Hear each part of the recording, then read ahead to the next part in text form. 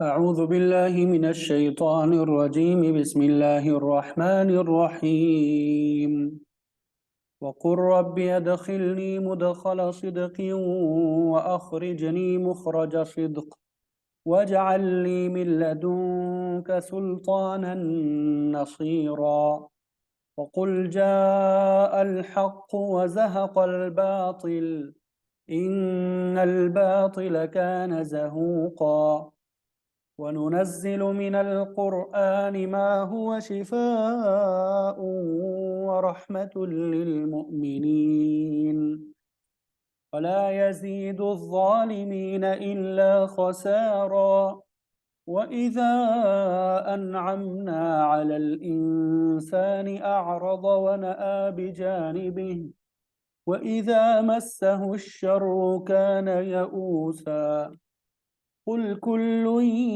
يعمل على شاكلته فربكم أعلم بمن هو أهدى سبيلا صدق الله العظیم۔ الحمدللہ آپ کے سامنے آیت نمبر 80 سے آیت نمبر 84 تک تلاوت کی سعادت حاصل ہوئی۔ اس کا ترجمہ سماعت فرما لیں۔ وقل، اور آپ کہہ دیجئے، ربی اے میرے پروردگار، ادخلنی، ادخل داخل کر، نی مجھے، مدخل صدق داخل کرنا، صدق سچا، یعنی اچھے طریقے سے داخل کر دیں، خوش اسلوبی کے ساتھ داخل فرما، وَأَخْرِجْنِي اور نکال مجھے، مخرج صدق نکالنا سچا، اور خوش اسلوبی کے ساتھ مجھے نکال، وَاجْعَلْ لِي وَاجْعَلْ اور بنا دے، لی میرے لیے، من لدن کا اپنی طرف سے، اپنے پاس سے، سلطاناً غلبہ، نصیرہ مدد والا، اور میرے لیے اپنے پاس سے ایسا غلبہ مقرر فرما جس میں تیری مدد شامل ہو۔ وقل اور آپ کہہ دیجئے، جاء الحق حق آ گیا، وزہق الباطل اور باطل جو ہے نکل بھاگا، باطل چلا گیا، ختم ہو گیا، ان الباطل بے شک باطل جو ہے، کان زہوقا نکل بھاگنے والا ہے، بے شک باطل نکل بھاگنے والا ہی ہے، وننزل اور ہم اتارتے ہیں، من القرآن قرآن مجید، وننزل اور ہم اتارتے ہیں، من القرآن قرآن میں سے، ما وہ جو ہوا شفاء وہ شفا ہے، ورحمت اور رحمت ہے، للمؤمنین ایمان والوں کے لیے، ولا یزید اور نہیں بڑھاتا، الظالمین ظالموں کو، الا خسارہ مگر نقصان میں، ولا یزید الظالمین الا خسارہ اور نہیں بڑھاتا ظالموں کو مگر نقصان میں، وَإِذَا اور جب انعمنا ہم انعام کرتے ہیں، وَإِذَا اور جب انعمنا ہم انعام کرتے ہیں، علی الانسان انسان پر، اعرض اعراض کرتا ہے، وہ انسان کیا کرتا ہے؟ اعراض کرتا ہے، ونأى اور لپیٹ لیتا ہے، بے جانبہ اپنے پہلو کو، ونأى اور لپیٹ لیتا ہے، بے جانبہ اپنے پہلو کو، وَإِذَا اور جب مَسَّهُ اسے چھو لے، الشر تکلیف، کان یئوسا تو وہ مایوس ہو جاتا ہے، وَإِذَا اور جب مَسَّهُ اسے چھو لے، الشر تکلیف، کان یئوسا تو وہ مایوس ہو جاتا ہے،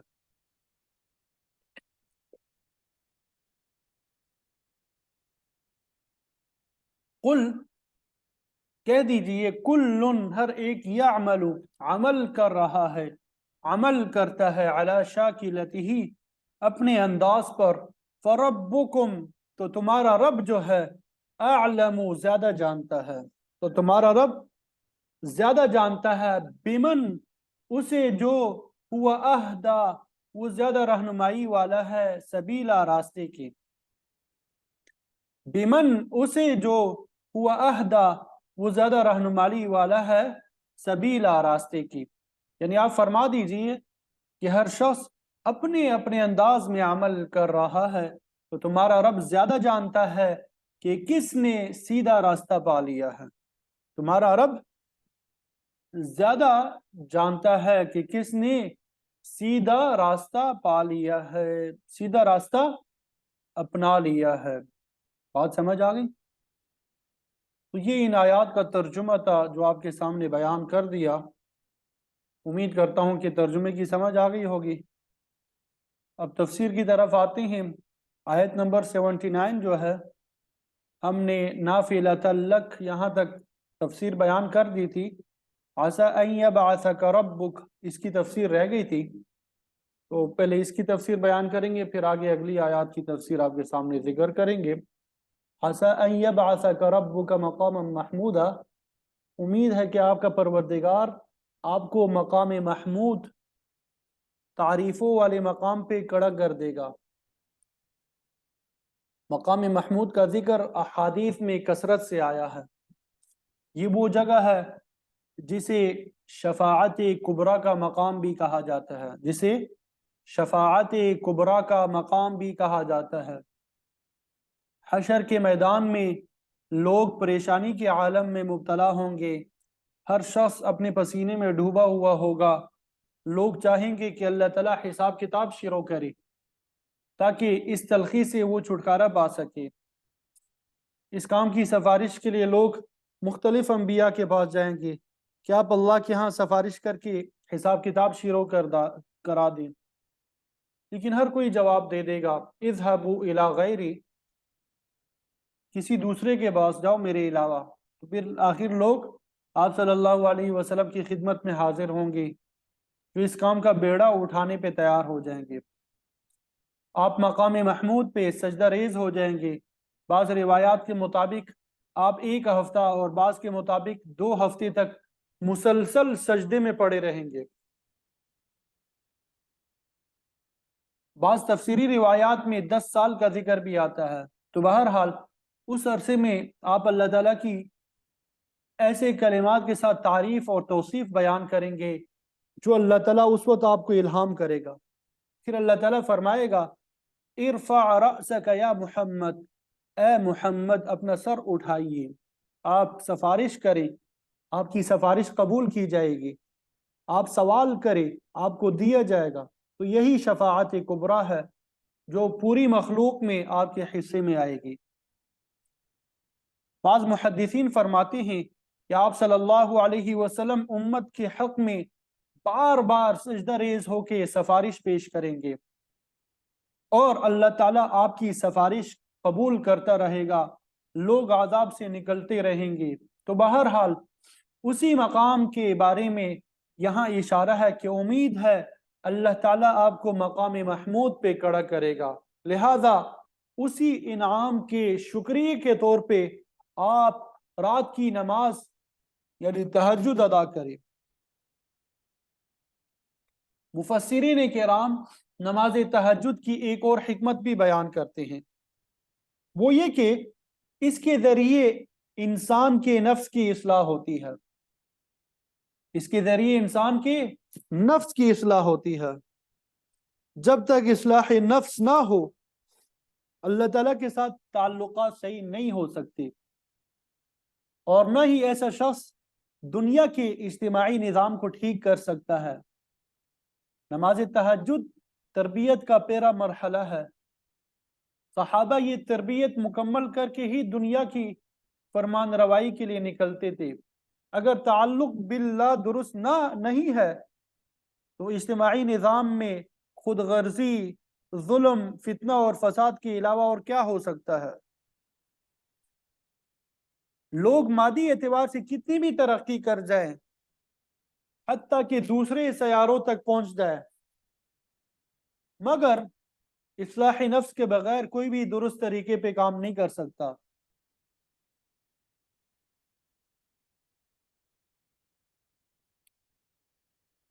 ایسے لوگوں کی قیادت میں عیاشی، فحاشی، حق تلفی اور کیل تماشا تو ہو سکتا ہے، مگر لوگوں کو امن اور چین نصیب نہیں ہو سکتا۔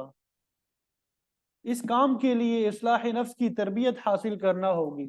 جس کا پہلا درس جو ہے وہ نماز تہجد ہے۔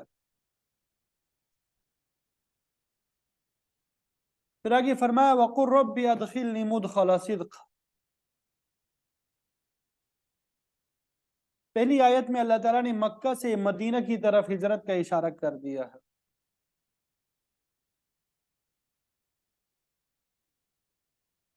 کہ کفار اور مشرکین کی بڑھتی ہوئی ایذا رسانیوں کے پیش نظر آپ کو یہاں سے ہجرت کرنا پڑے گی۔ دوسری آیت میں اللہ تعالیٰ نے فتح مکہ کی پیش گوئی کی۔ اکثر انبیاء علیہ السلام کو زندگی میں ہجرت کا مرحلہ پیش آیا، جب قوم اور ملک کے تمام لوگ مخالف ہو گئے، انہیں اتنی تکالیف پہنچائی گئی کہ ان کا اپنے وطن میں رہنا محال ہو گیا، تو پھر اللہ کے حکم سے نبی کو اپنا گھر بار اور وطن چھوڑنا پڑا۔ حضرت ابراہیم علیہ السلام کے خلاف پوری قوم اکٹھی ہو گئی، حتیٰ کہ باپ بھی دشمنوں کے ساتھ مل گیا، تو آپ کو کہنا پڑا انی ذاہب الی ربی سیہدین، میں اپنے رب کی طرف ہجرت کرنے والا ہوں، وہی مجھے راستہ دکھائے گا۔ خود آپ صلی اللہ علیہ وسلم کے لیے بھی ایسے حالات پیدا کر دیے گئے کہ آپ کا مکے میں رہنا مشکل ہو گیا۔ اللہ تعالیٰ نے آپ کو مدینہ کی طرف ہجرت کرنے کا حکم دے دیا۔ یہ ہجرت تمام اہل ایمان کے لیے فرض قرار دے دی گئی، کیونکہ کفار کی ناکامی اور مسلمانوں کی کامیابی کا راز اسی میں پنہا تھا۔ ایسی حالت میں ہجرت سے مستثنا صرف عورتیں اور بچے ہوتے ہیں، یا وہ کمزور لوگ ہوتے ہیں جو سفر کرنے کی استطاعت نہ رکھتے ہوں، یا جن کو راستہ بتانے والا کوئی نہ ہو۔ اگر کوئی صاحب استطاعت آدمی ہجرت پہ آمادہ نہیں ہوتا تو وہ کبیرہ گناہ کا مرتکب ہوتا ہے۔ تو پہلی آیت میں اللہ تعالیٰ نے آپ صلی اللہ علیہ وسلم کو ہجرت کا حکم دینے کے بعد ہجرت کی دعا سکھائی۔ وَقُلْ، اور اے پیغمبر علیہ السلام آپ کہہ دیجئے رب ادخلنی مدخل صدق، اے پروردگار داخل کر مجھے داخل کرنا سچائی کا۔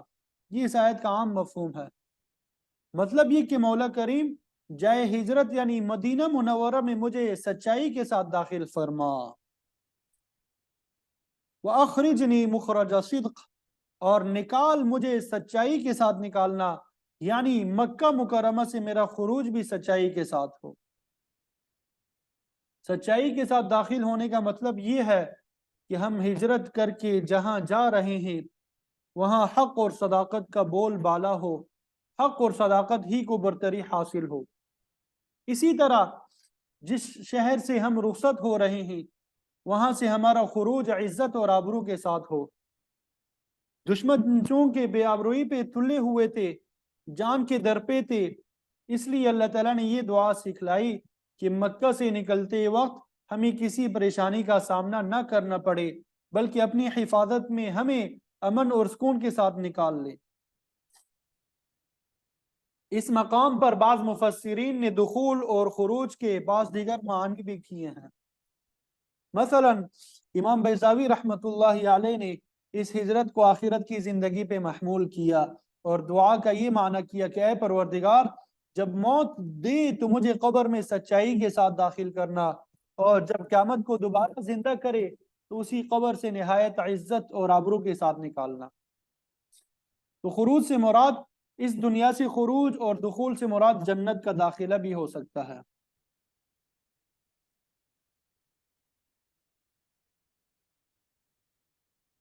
سورہ یونس میں اہل ایمان کے بارے میں فرمایا ان لہم قدم صدق عند ربہم، ان کے لیے اپنے پروردگار کے ہاں سچائی کا پایا ہے۔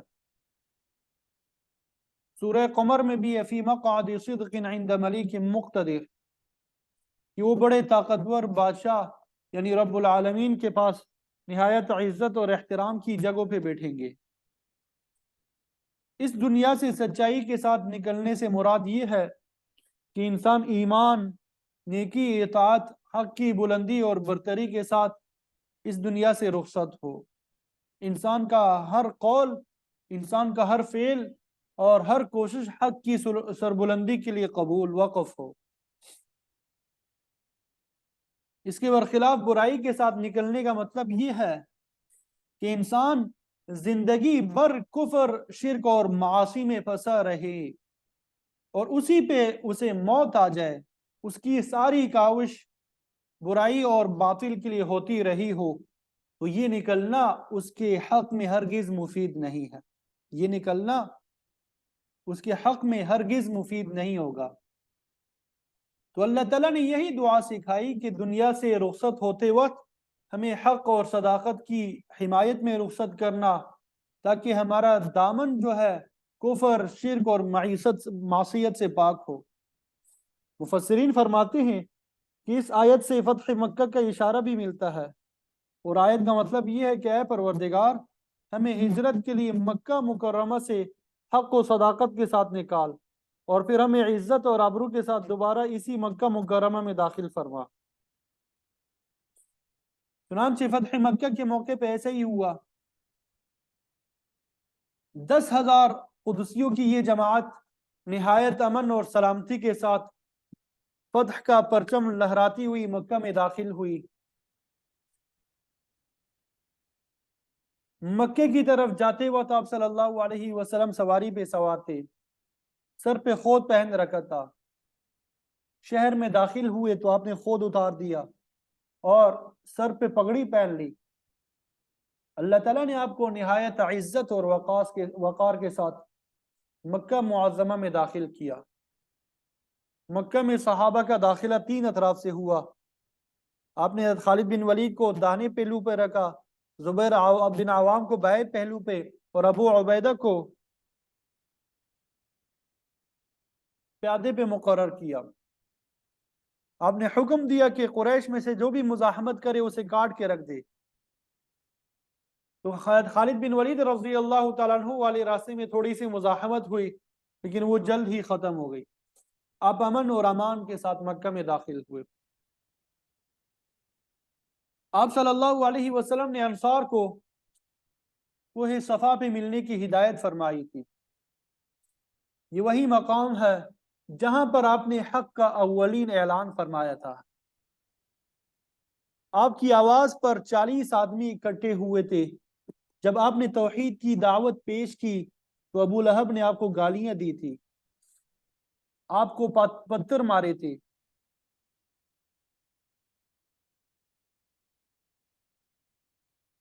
پھر آپ نے اعلان حق فرمایا، الحمدللہ الذی انجز وعدہ ونصر عبدہ وہزم الاحزاب وحدہ فلا شیئا بعدہ، کہ اس اللہ تعالیٰ کا لاکھ لاکھ شکر ہے جس نے اپنا وعدہ پورا فرمایا، اپنے بندے کی نصرت فرمائی، تمام لشکروں کو اکیلے شکست دے دی، اور اس کے بعد کفار اور مشرکین میں کوئی طاقت باقی نہیں رہی۔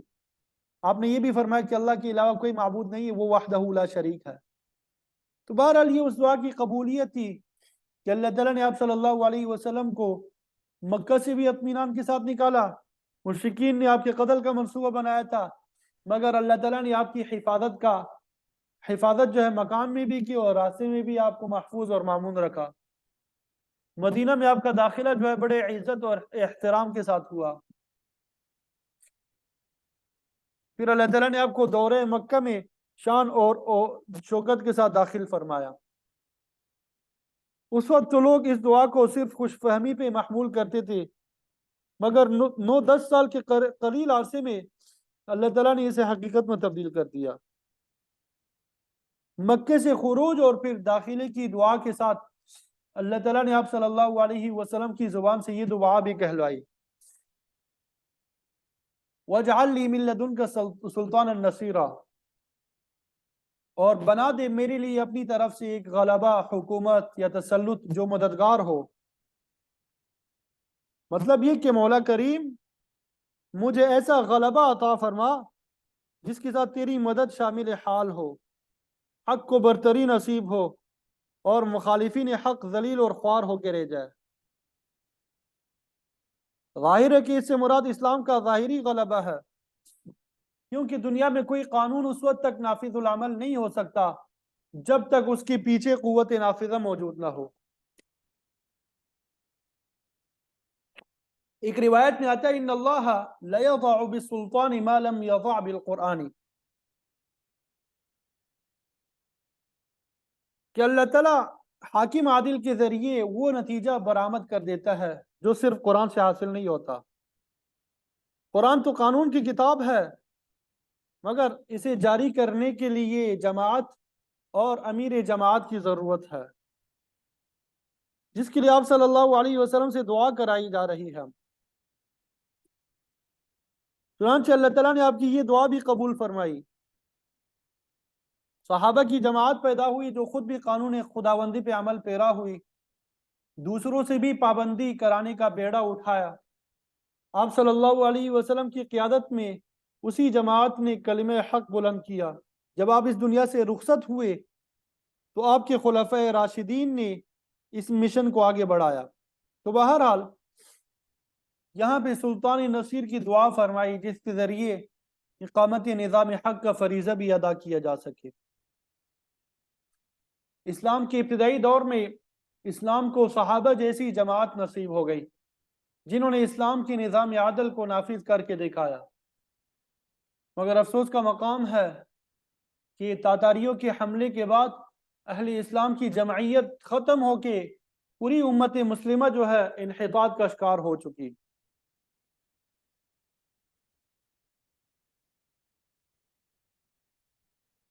اللہ تعالی ہم سب کی حفاظت فرمائے۔ تو اللہ کے نبی نے اللہ کی بارگاہ میں دعا کی تھی کہ مولا کریم ہمیں غلبہ، تسلط اور امیر میسر فرما جو مدد کرنے والا ہو اور دین کے مشن کو آگے بڑھانے والا ہو۔ ہجرت کی طرف اشارہ کرنے کے بعد اللہ تعالیٰ نے فتح مکہ کی خوشخبری بھی سنا دی۔ وَقُلْ جَاءَ الْحَقُّ، اے پیغمبر علیہ السلام آپ کہہ دیں کہ حق آ گیا، وَزَحَقَ الْبَاطِلُ اور باطل چلا گیا، إِنَّ الْبَاطِلَ كَانَ زَهُوقًا بے شک باطل جو ہے مٹنے والا ہی ہے۔ چنانچہ فتح مکہ کے دن آپ صلی اللہ علیہ وسلم کے ہاتھ میں ایک چھڑی تھی، آپ خانہ کعبہ میں داخل ہوئے، اس وقت کعبہ کی چھت، دیواروں اور ارد گرد 360 بت اس پہ رکھے ہوئے تھے۔ آپ اپنی چڑی سے بتوں کو گراتے جاتے تھے اور زبان مبارک سے یہی الفاظ دہراتے تھے، جاء الحق وزهق الباطل ان الباطل کان زہوقا، کہ حق آ گیا اور باطل چلا گیا، بے شک باطل جانے والا ہی تھا۔ اس موقع پہ آپ صلی اللہ علیہ وسلم نے سورہ سبا کی یہ الفاظ بھی دہرائے، جاء الحق وما یبدئ الباطل وما یعید، کہ حق آ گیا اور باطل نہ تو پہلی بار پیدا کر سکتا ہے اور نہ دوبارہ پیدا کرے گا۔ مطلب یہ کہ یہ باطل جو ہے بالکل ملیامیٹ ہو گیا۔ اسی طرح آپ صلی اللہ علیہ وسلم نے خانہ کعبہ کو بتوں کی نجاست سے پاک کر دیا۔ جیسا کہ پہلے عرض کیا کہ یہ آیت فتح مکہ سے 9 یا 10 سال پہلے نازل ہوئی تھی، جس میں فتح مکہ کی بشارت تھی۔ اس وقت تو کافروں نے اس آیت کا مذاق اڑایا تھا، مگر دنیا نے اپنی آنکھوں سے دیکھا کہ اللہ تعالیٰ نے حق کو کس طرح غلبہ عطا فرمایا۔ ترمذی شریف کی روایت میں آتا ہے کہ اللہ تعالیٰ نے مکہ مکرمہ میں اسلام کو ایسا غلبہ عطا فرمایا کہ قیامت تک کے لیے اسے ایمان کا مرکز بنا دیا۔ اب اس پہ کوئی دوسری طاقت غلبہ حاصل نہیں کر سکتی۔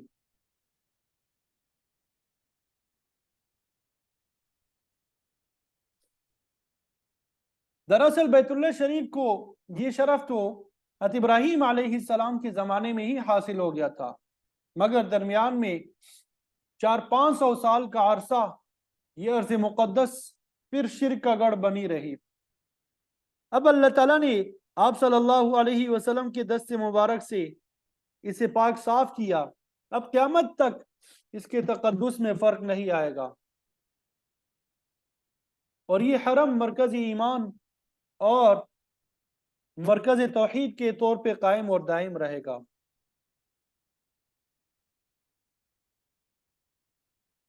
وَنُنَزِّلُ مِنَ الْقُرْآنِ مَا هُوَ شِفَاء، اس آیت میں اللہ تعالیٰ نے قرآن مجید کا ذکر کیا جس کے ذریعے حق آتا ہے، باطل مٹ جاتا ہے، اور یہی ماقبل سے مناسبت بھی ہے۔ جس طرح یہ قرآن مجید آسمانی کتابوں کے برخلاف بتدریج نازل ہوا، اسی طرح باطل جو ہے وہ بھی بتدریج مٹتا چلا گیا۔ وَنُنَزِّلُ مِنَ الْقُرْآنِ مَا هُوَ شِفَاء، اور ہم اتارتے ہیں قرآن مجید میں وہ چیز جس میں شفا ہے۔ اس شفا کا تعلق دراصل روحانی بیماریوں کی شفا سے ہے، جیسا کہ سورہ یونس میں بھی گزر چکا ہے کہ اے لوگو، تمہارے پاس تمہارے رب کی طرف سے نصیحت و شفاء لما فی الصدور، اور دلوں میں موجود بیماریوں کی شفا آ چکی ہے۔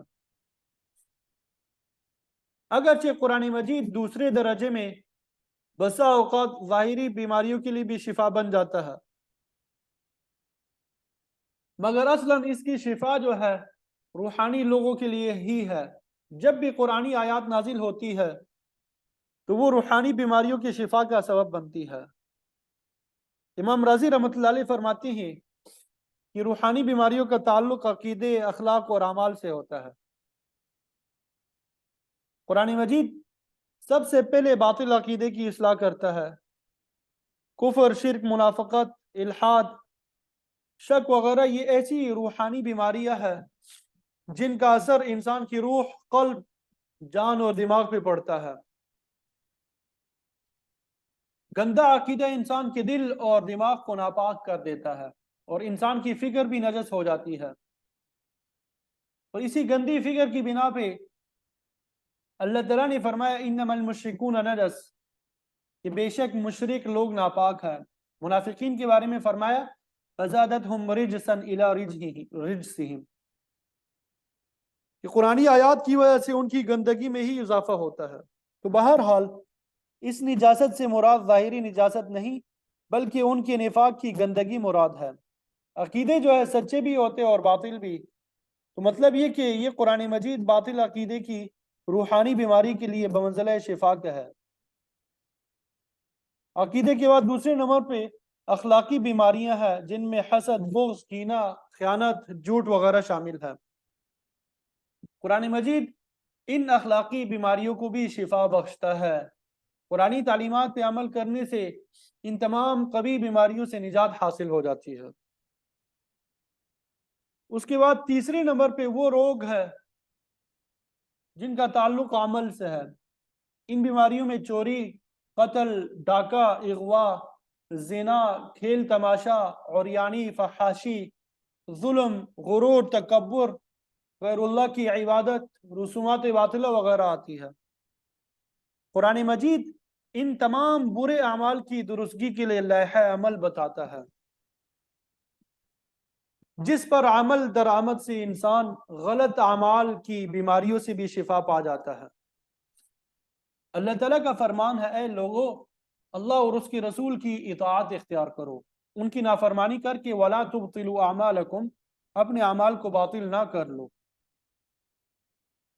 نیک اعمال کا ابطال اس وقت ہوتا ہے جب اس میں سے خلوص نکل جائے، ریا داخل ہو جائے۔ اس کے علاوہ وہ کام بھی باطل ہوگا جو اگرچہ بذات ہی اچھا ہے مگر آپ صلی اللہ علیہ وسلم کے طریقے کے خلاف انجام دیا گیا ہے۔ آپ کا ارشاد ہے من عمل عملا لیس علیہ امرنا فہو رد، جس شخص نے کوئی ایسا کام کیا جو ہمارے طریقے کے مطابق نہیں ہے تو اللہ کی بارگاہ میں وہ کام بھی مردود ہوگا اور وہ آدمی بھی۔ تو قرآن مجید غلط اعمال کی اصلاح بھی کرتا ہے۔ اس سلسلے میں بزرگان دین دو چیزوں کا ذکر کرتے ہیں، یعنی تخلیہ، تحلیہ۔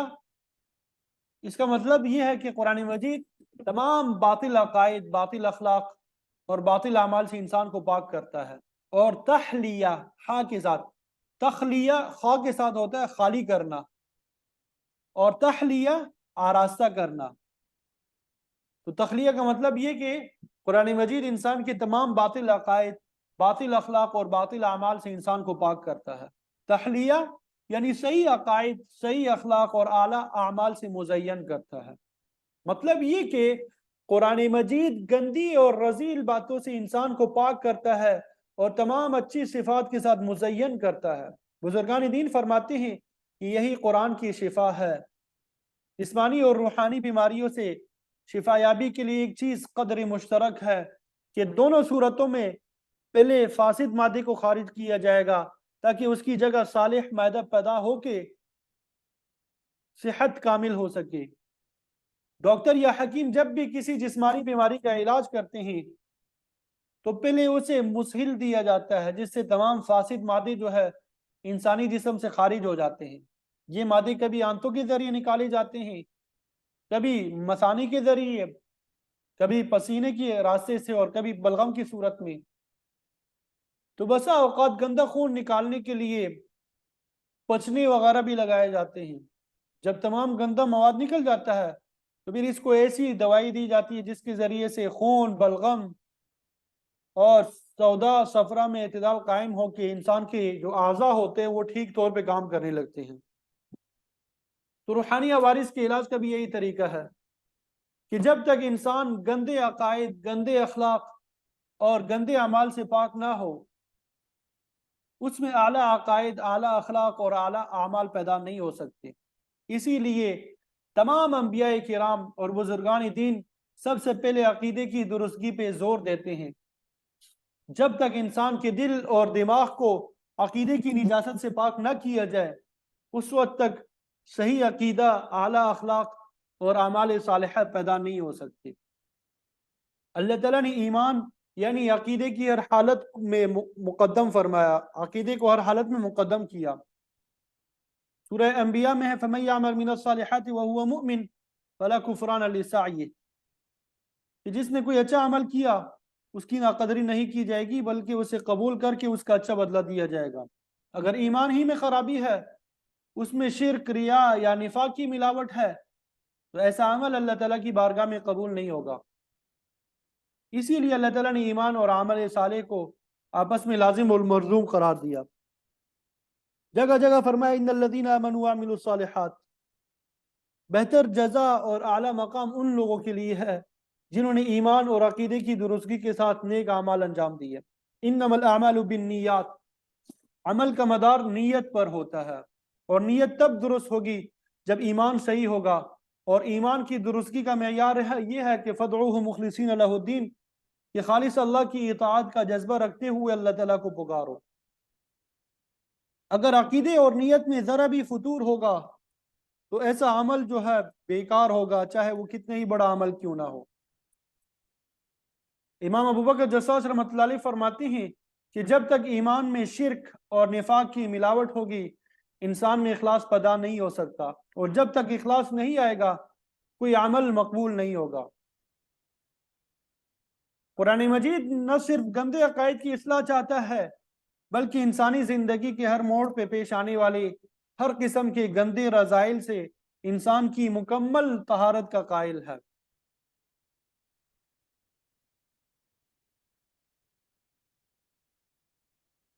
تو قرآن مجید ایک تو شفا ہے، دوسری چیز فرمایا وَرَحْمَةٌ لِّلْمُؤْمِنِينَ، یہ اہل ایمان کے لیے رحمت ہے۔